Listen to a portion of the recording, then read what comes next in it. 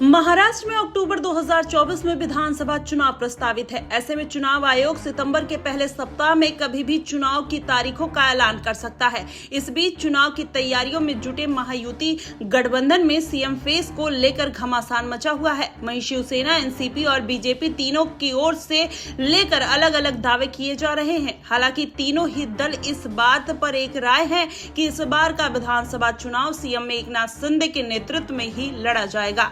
वहीं महायुति में असली घमासान की वजह यह है कि अगर गठबंधन की सत्ता में वापसी होती है तो सीएम कौन होगा। सूत्रों की माने तो एक नेता ने कहा कि जिस पार्टी के पास सबसे ज्यादा सीटें होंगी वही सीएम पद के लिए दावेदारी कर सकता है। वहीं बीजेपी के प्रदेशाध्यक्ष चंद्रशेखर बावनकुले के अनुसार अगर देखा जाए तो अमित शाह ने कहा कि आगामी चुनाव में महायुति की सरकार बनेगी और सीएम पद को लेकर कोई विवाद नहीं है। बीजेपी अधिक सीटों पर चुनाव लड़ेगी क्योंकि हमारे पास पहले से ज्यादा सीटें हैं। ऐसे में हम अपने नेतृत्व में सरकार बनाएंगे। वहीं एनसीपी अजीत गुट के अनुसार अगर देखा जाए तो शिंदे के नेतृत्व में चुनाव लड़ने पर सहमत हैं, लेकिन उसके बाद की परिस्थितियों पर पार्टी फिलहाल चुप्पी साधे हुई है। वहीं इस पूरे मामले को लेकर एनसीपी के नेता ने कहा कि पार्टी इस बात पर एक मत है कि चुनाव एकनाथ शिंदे के नेतृत्व में ही लड़ा जाएगा। इस मुद्दे पर कुछ दिनों पहले एक ज्वाइंट मीटिंग हुई थी और उन्होंने कहा कि इस बात पर बीजेपी के देवेंद्र फडणवीस ने भी ये बात खुलकर कही थी,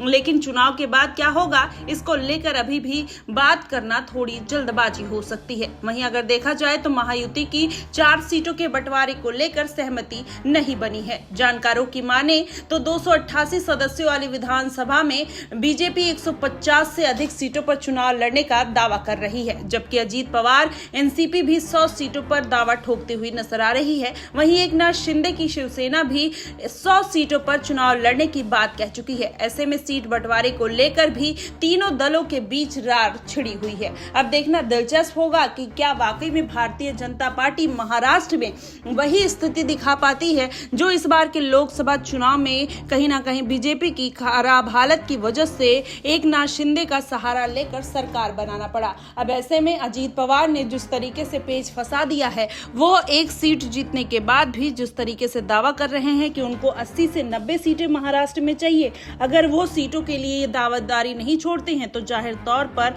भारतीय जनता पार्टी और एकनाथ शिंदे की मुश्किलें बढ़ सकती हैं। अगर ऐसा हुआ तो जाहिर तौर पर माना जा रहा है कि अजीत पवार अब इस पार्टी से अलग होकर चाचा शरद पवार का हाथ दामन थाम सकते हैं। अगर ऐसा हुआ तो जाहिर तौर पर भारतीय जनता पार्टी की मुश्किलें और भी ज्यादा बढ़ती हुई नजर आ सकती हैं। और ऐसे में अगर देखा जाए तो एकनाथ शिंदे जिस तरीके से उद्धव गुट को दरकिनार करके इस बार अकेले चुनावी मैदान में उतरने का उन्होंने फैसला लिया था, कहीं वो फैसला उनके ऊपर ही भारी पड़ता हुआ ना नजर आए। और बीजेपी अगर महाराष्ट्र में एक बार हावी हो गई तो कहीं ना कहीं अजीत पवार और एकनाथ शिंदे की छुट्टी हो सकती है।